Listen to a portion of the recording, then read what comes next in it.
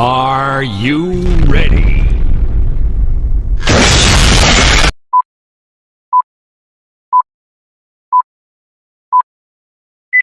No se daban cuenta de lo que andaba haciendo. Entonces era muy fácil para mí disimular pues las actividades que andaba desempeñando malamente. Igual, pues quería llamar la atención. O sea, a fin de cuentas un niño en esa época, en mi caso era, acá estoy papá, aquí estoy mamá, mira me porto mal, mira me corrieron de la escuela. Me acuerdo una vez que mi mamá llega y yo estaba con un amigo, le digo no te vayas porque me acaban de correr de la primaria, me acaban de agarrar a golpes. Y mi mamá me va a poner una tunda. Y cuando llega mi mamá de la escuela, cansada, con sus broncas y todo, todavía tenía las broncas del hijo malcriado. Entonces, ¿qué pasó, Jaime? No, pues me acaban de correr. ¿Qué pasó ahora? ¿Con quién te peleaste ahora? Pues ya me había peleado con un niño. Ese niño se golpeó la cabeza. Yo me acuerdo que César, uno de mis mejores amigos hasta la fecha, le dice a mi mamá, César, por favor, vete porque voy a hablar con Jaime, ¿no? ¿De cuál hablar? Una cintareada, cuando todavía no lo echaban al DIF a las mamás, cuando todas se valía hacer los cintarazos. Todavía era legal. Todavía era legal. Y me dio una tunda, pero maciza. Entonces, pues era mi forma de decir, en ese tiempo yo creo que necesitaba atención, ¿verdad? No era la forma correcta, ahora lo entiendo, no era la mejor forma, pero pues a fin de cuentas era una expresión que yo tenía. Y tan es así que buscaba los problemas, buscaba los amigos,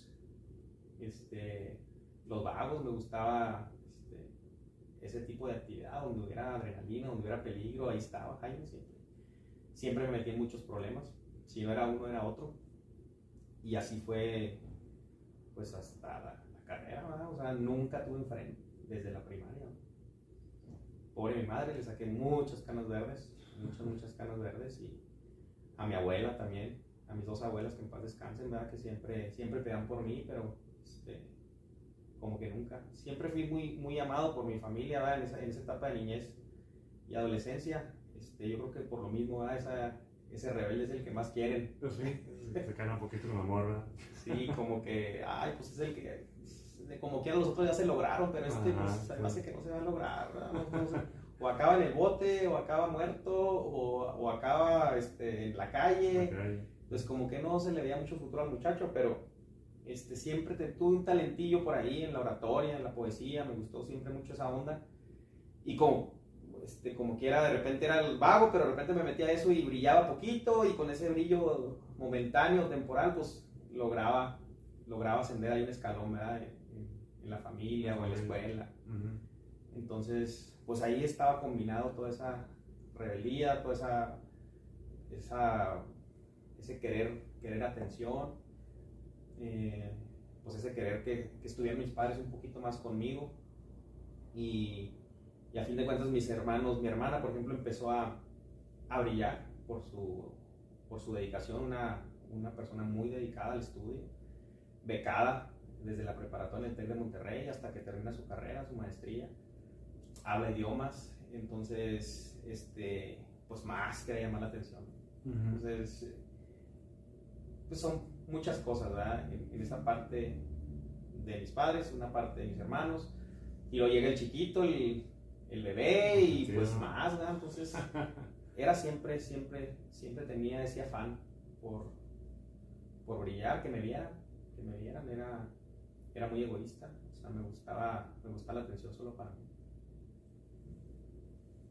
Qué padre que ahora que lo dices, esa parte de, no padre, ¿no? La parte de que eras rebeldón, no, así, no, esa parte de entender que a lo mejor lo haces por llamar atención, ¿verdad?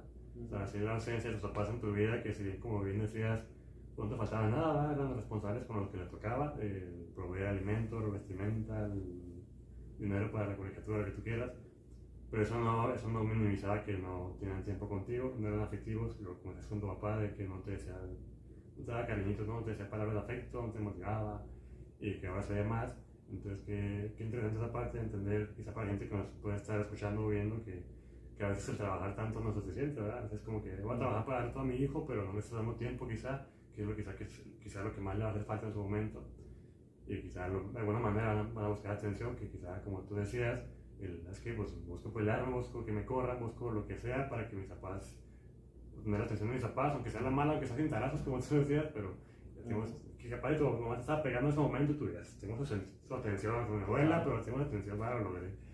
Y que es interesante esa parte, quizá, y como tú decías, digo, antes se veía quizá más, porque era más legal el que nos pegaran, y pues ahora antes se podía, y es como llamar la atención.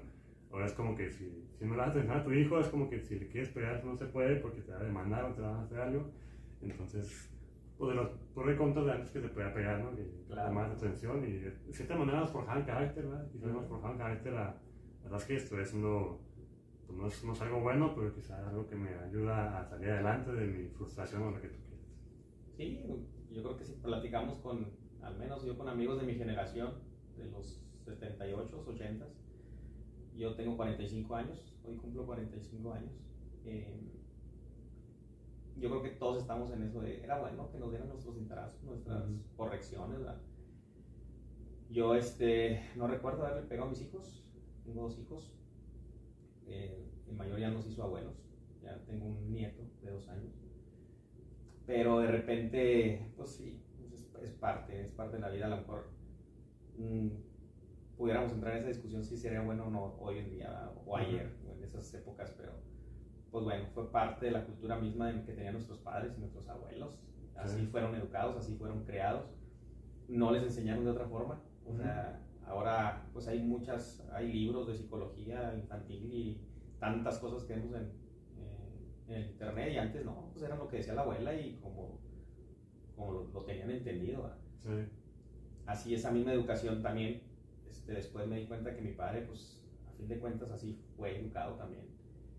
Esa ausencia, hubo mucho rencor mucho tiempo hacia él por esa ausencia, y sobre todo porque él tenía el vicio del alcoholismo muy marcado desde que yo tenía uso de razón.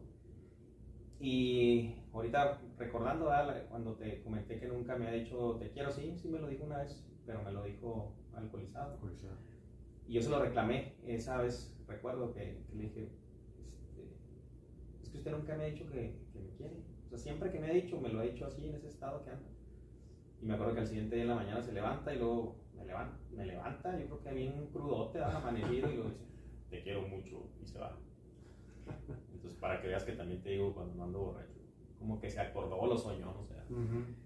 Pero él tuvo una adicción muy fuerte al alcohol, lo hacía violento, lo hacía una persona muy incómoda, lo hacía una persona mal recibida en la familia, y obviamente pues un mal esposo, porque los problemas eran diarios. Sí. Mi papá llegaba a tomar diario y se ausentaba mucho, y cuando regresaba pues era muy común verlo alcoholizado.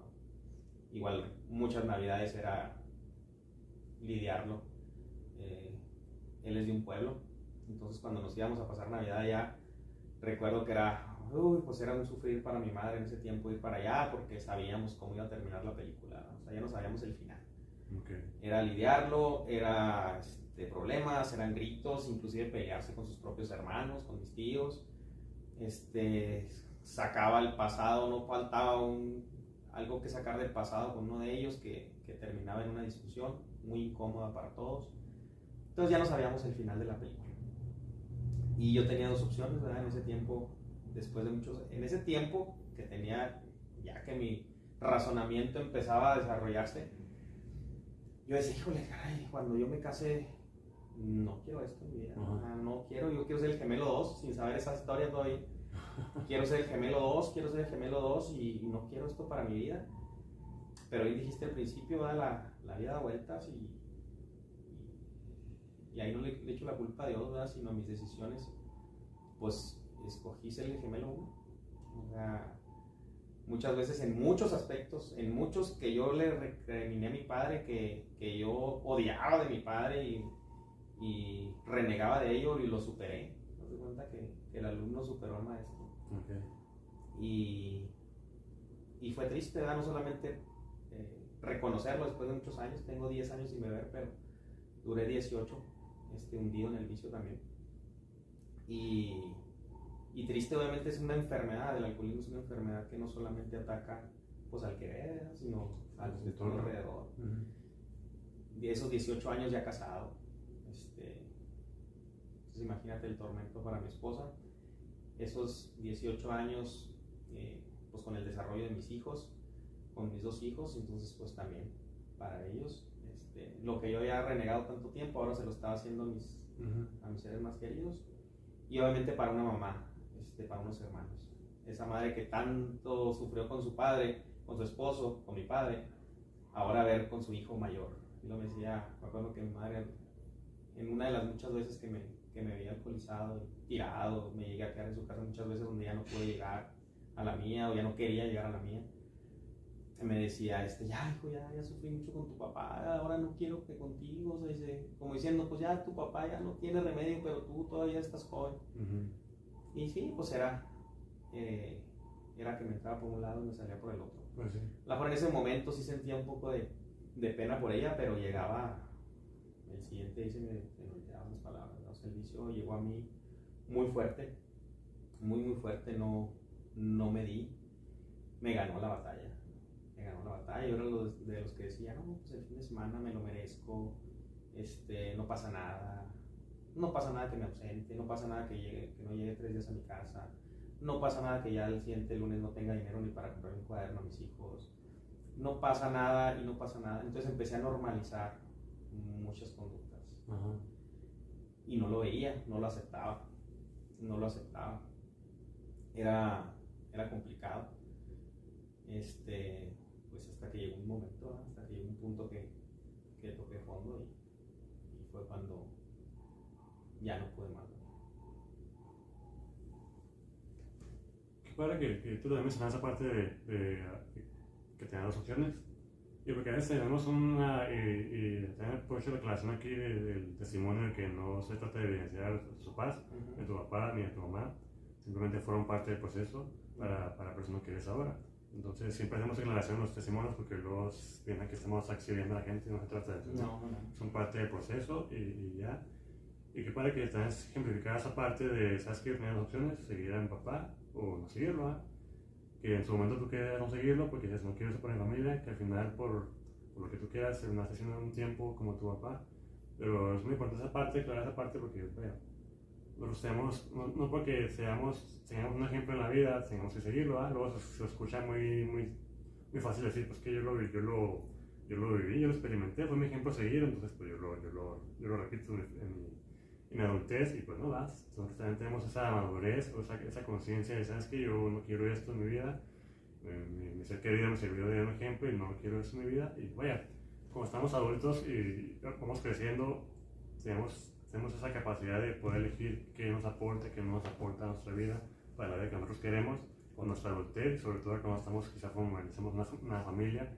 Entonces que pueda aclarar esa parte. Y también gracias, que padre que tienes el valor de decir, ¿sabes qué? Así fue alcohólico, 18 años, y no, a pesar de que me decían mi mamá, ya no lo hagas, pues lo sigue haciendo, ¿va? Y yo batallé con esa parte y ya gracias a Dios ya llevas 10 años sin tomar alcohol.